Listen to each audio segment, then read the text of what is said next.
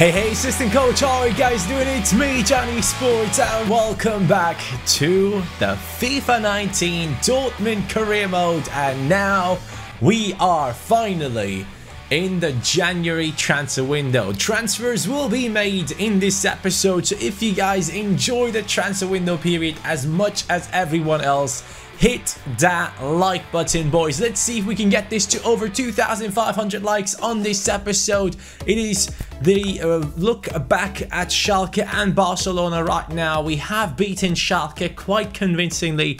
We have only drawn against Barcelona. And sadly, as you guys might remember, at this stage, our team is not looking good in terms of Champions League football. 98 million is in the transfer budget right now, 140k in the wage budget. That is a lot of money that we can do a lot of big things with. So that is exactly what we are trying to do in this episode. I told you guys at the end of the last episode, that I wanted to bring in a new left back and I wanted to bring in a new goalkeeper into the team, because those are the only positions that I really figured maybe we could get someone new in those positions. So that would be like the only upgradable positions without really buying insane players into the team.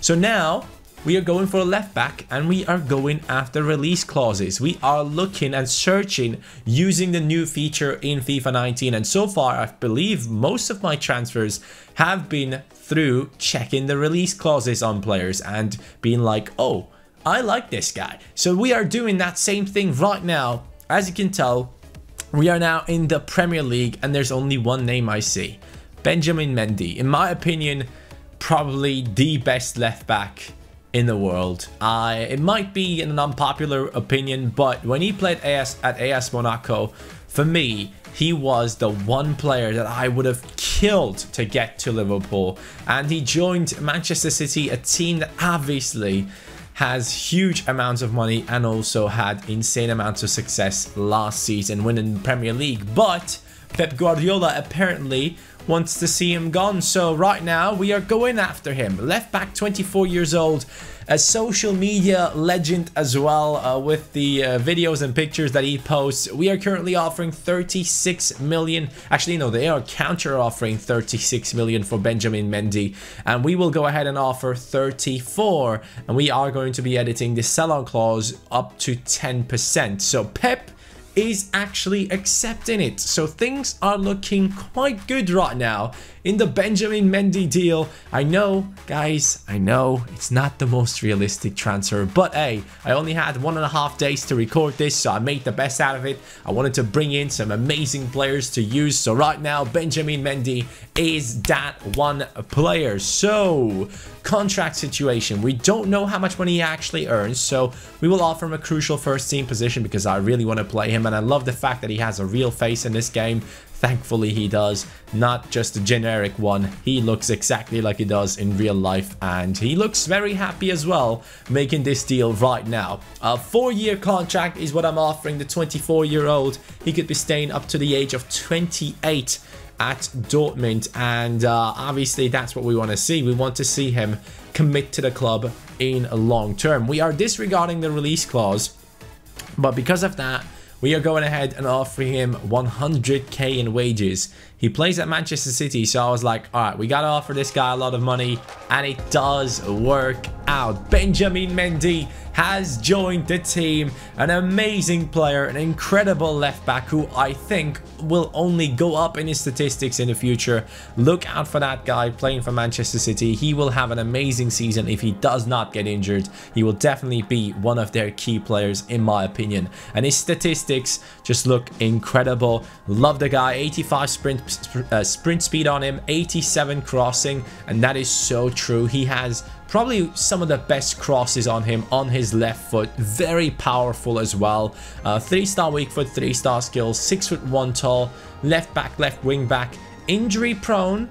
Gotta keep that in mind when you buy him into your club, so hopefully he does not get injured. I did not know that he had that trait, otherwise I might have actually shied away from bringing him into the team. Now, as we are looking to bring in a new goalkeeper, we actually get an offer for Burki. He's worth 18.5, he's 28 years old, and we get an offer of 27.9, so I was like, okay, we can definitely accept that. That is a lot of money. So we will accept that offer and we'll see what happens to Bürki. So now from that left back position, we are searching for a goalkeeper and we are using the release clause filter again. We don't need so FIFA in this game. So we are jumping in here. We are looking through League at the moment. Mandanda is a decent one, but he's old, so we want someone else. We're going to Bundesliga. Bundesliga has a lot of really good goalkeepers, and some of them were looking interesting. Radecki, I was like, maybe, but then I decided, no, let's not go for it. Other than that, there were no big ones in there, so we are moving away from the Bundesliga, going into the Eredivisie. Maybe some talented goalkeepers to bring into our team. Zurt, I thought about it for a second, then I said, no, forget about it. Serie A, that is the league that we are in right now. Mere is a talented one. Timo Horn has just recently joined from Köln to Napoli in this career mode. And Szczesny wasn't really the type of goalkeeper that I wanted to bring into my team. So La Liga Santander. We are going in there and we are already seeing Sergio Asenjo, 52 million release clause though, that is a lot of money. Ruben Blanco, 28.7, and then we're seeing Jasper Cillessen, he's already 29, I had no idea actually. We see Lunin, the young goalkeeper who was 76 rated, one of the top talents in the game. Jan Oblak, 144 million release clause. That just was a little bit too much. So Oblak will not be working out, but I believe I found the right goalkeeper for myself. It is Sergio Asenjo. He has an 84 rating. He's 29 years old. He is a really, really good goalkeeper. Very, very well balanced out. And we definitely won't be paying 52 million though. We will be approaching Villarreal with the negotiations right now. Hopefully we can get him into our club and strengthen our club even more. Our team has been great with the likes of Axel Witsel, with the likes of Pulisic, Martinez, who is slowly getting better and better. We just need to strengthen our defense even more. Don't get me wrong, Bürki wasn't bad. He played quite well for us throughout this season, but I just wanted to upgrade while I have the money. Since this is only a one-season career mode, why not just go for the new players? Now, we are offering 35 million right here, hoping to see Villarreal accept that one.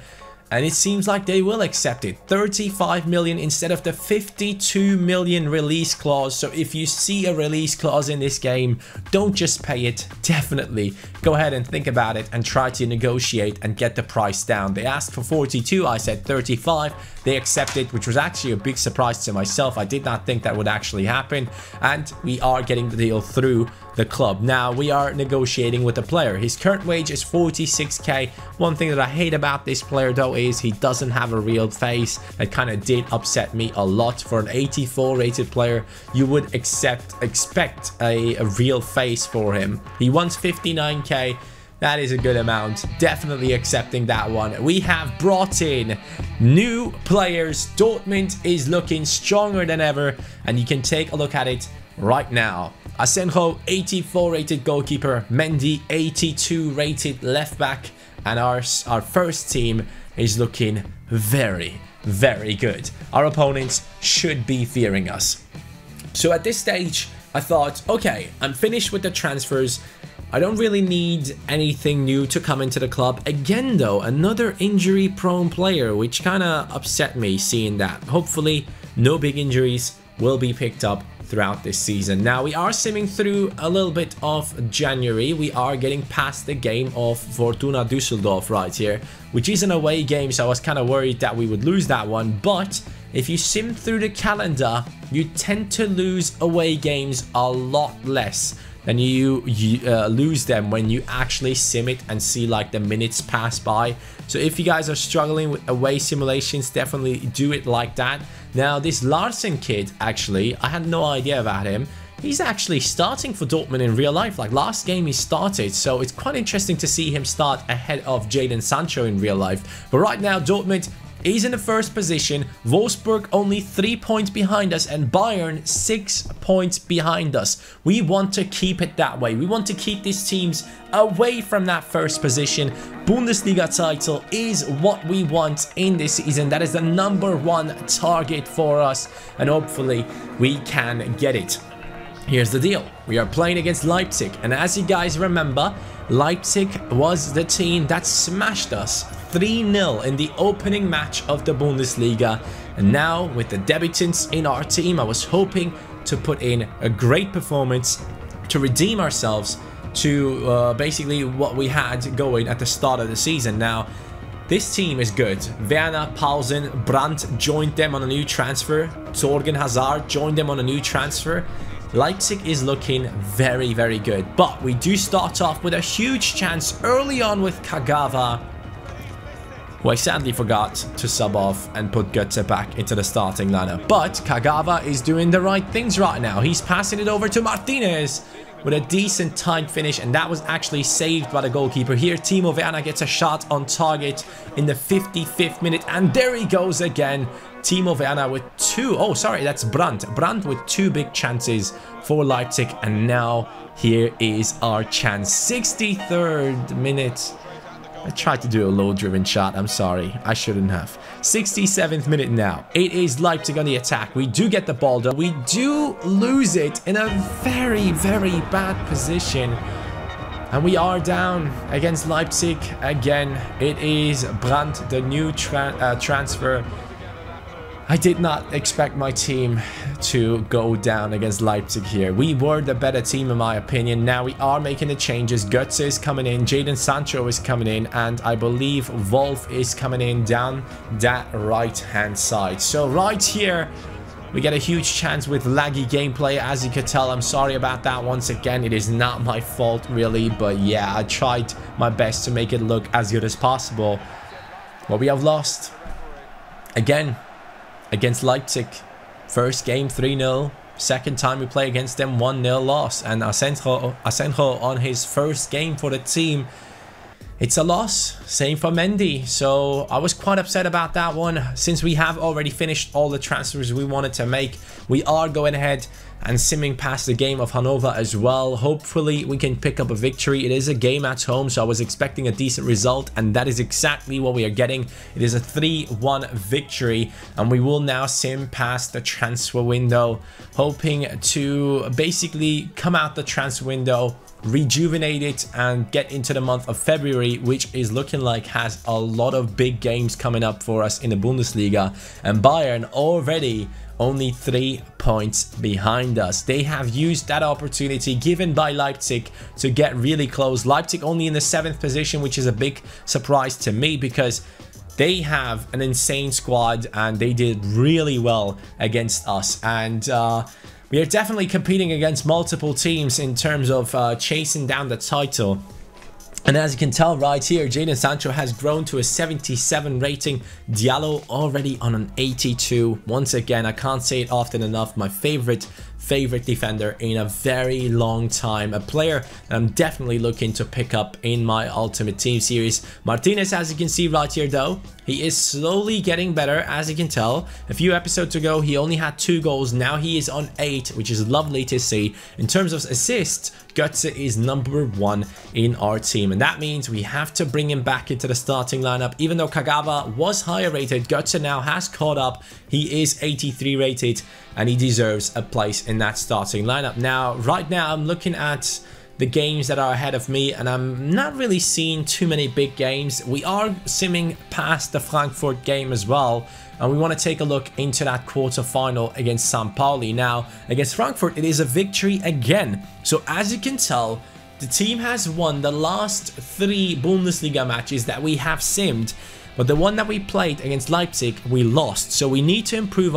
our own performances, because the team itself is actually capable of beating everyone, but we are not. And as you can tell, Schalke is through into the semi-finals of the German Cup, and Bayern as well, and Leverkusen probably as well. So 4 big teams, if we do make it through as well, will be going for that title, and that is looking like a great game that we have ahead of us if we do make it past St. Pauli. Now, we have failed in the objective of reaching the quarterfinals or the KO stages of the Champions League, so that really sucks. But we are in the Europa League round of 32. We can make it far in this competition, and hopefully we will. We will have to pick us back up in the next episode, trying to go for 3 points in the Bundesliga and trying to get past Göztepe in the Europa League. But there are A couple of big teams in the Europa League left, as you can see in the background. But boys,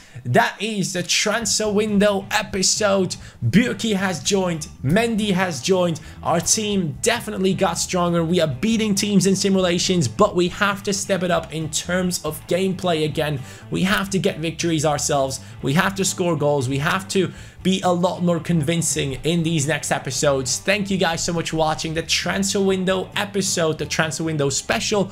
Hopefully you enjoyed this one. We will be back with episode 7 tomorrow, and then we have episode 8 and 9, and 9 will be the season finale. So not long to go until we finally get our hands on EA access and start our Liverpool career mode on the channel. But until then, trust me, stick to this series, stick to it, because the end of the season will be insane, and I hope you guys are looking forward to it as much as I am looking forward to it, because I already know what happened. Trust me, it's going to be insane. So have a great day, boys. Take care. See you tomorrow. Peace.